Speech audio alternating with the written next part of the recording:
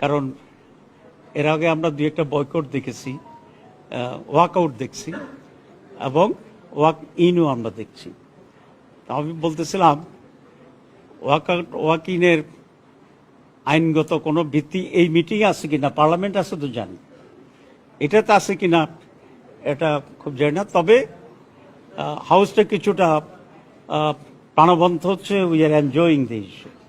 ঠিক আছে, তো আজকে বয়কটে আমাদের গুরুত্বপূর্ণ বড় দল বিএনপি তারাই করেছেন। বয়কট করার সময়টা আমি ছিলাম না, আমি এরপর আসি ঢুকছি। আজকে কোরিয়ান অ্যাম্বাসেডার আসছিল আমাদের অফিসে, তো সেজন্য আমি ওনাকে অ্যাটেন্ড করেই আসতে গিয়ে একটু দেরি হয়েছে। আসলে আমাদের প্রস্তাবটা কি ছিল কমিশনের পক্ষ থেকে? প্রস্তাবটা ছিল এই কয়েকটি সাংবিধানিক কমিটি আগে থেকেই স্বাধীন ছিল, এখানে সরকারের হস্তক্ষেপ করার কোনো আইনগত সিস্টেম ছিল না।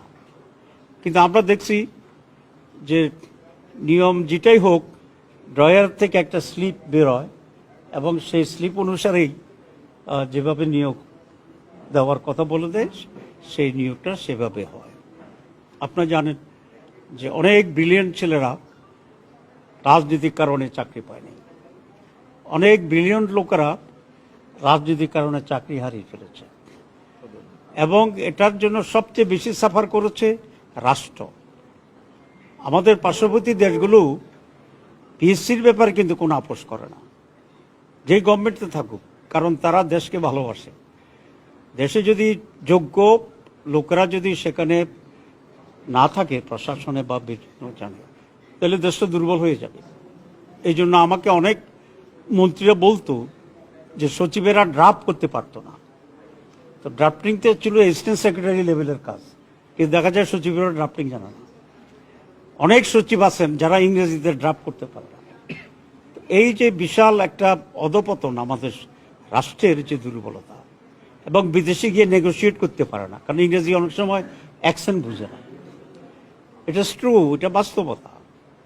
সেই জন্য আমরা বলেছি যে পিএসসি সাংবিধানিক একটা কমিটি থাকবে, এখানে কোনো দলের, কোনো মন্ত্রীর, কোনো প্রধানমন্ত্রীর হস্তক্ষেপ এখানে থাকতে পারবে না।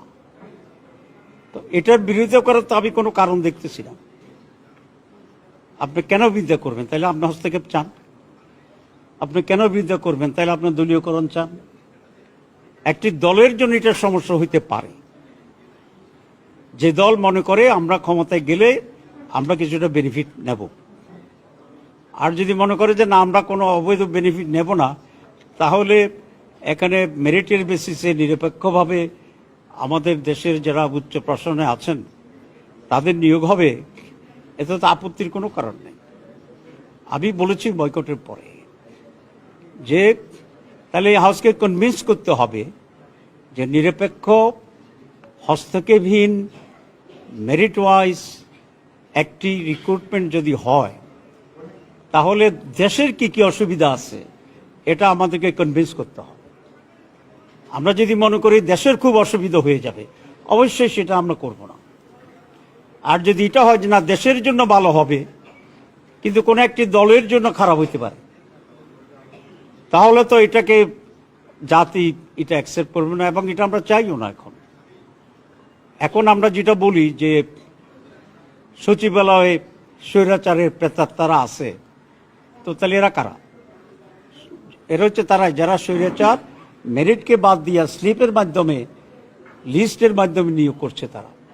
তো এরপরে যদি আমরা আবার সেই পদ্ধতিতেই নিয়োগ দেই, তাহলে এরপরে গভর্নমেন্টের সাথে বলবে যে ওর মুখের প্রেতাত্মা এখন ঘুরতেছে, তা আমরা কি সারাক্ষণ প্রেতাত্মার আওতায় থাকবো নাকি? এই জন্য আমরা চাচ্ছি প্রেতাত্মাকে আমরা দূর করে দিই। এই জন্য দোয়া দুরুদ সূরা যা পড়া দরকার আমরা এই কমিশনে পড়ি প্রেতাত্মাকে দূর করিয়া, যাতে করে প্রেতাত্মাহীন একটি উন্নত সচিবালয়, উন্নত সরকারি কর্মকর্তা দেশকে ভালোবাসে, যোগ্যতার ভিত্তিতে আসবে, এটা নিশ্চিত করা দরকার। সেই জন্যে অধিকাংশ দল এই মতের পক্ষে চূড়ান্তভাবে একমত। কিছু দল যারা সূর্যের আলোকে আলোকিত, তারাই সেখানে এই দ্বিমতের সাথে একমত। যারা যে দ্বিমত পোষণ করছেন এটা করা যাবে না সংবিধানে, সেই দ্বিমতের সাথে একমত। আমি কারণ নাম বলতে চাচ্ছি না, তো সেজন্য আমরা আজকে এটা খুব দায়িত্বহীন ভাষায় বলতে চাই যে পিএসসি যেটা পাবলিক সার্ভিস কমিশন, এটা এখন আলোচনা হচ্ছে, এরপরে অন্যগুলো আলোচনা হবে। এটি অবশ্যই মেরিটের ভিত্তিতে সাংবিধানিক একটা বডি, সংবিধানের ভিত্তিতে এটা সেখানে সংবেদনশীল হওয়া অত্যন্ত জরুরি।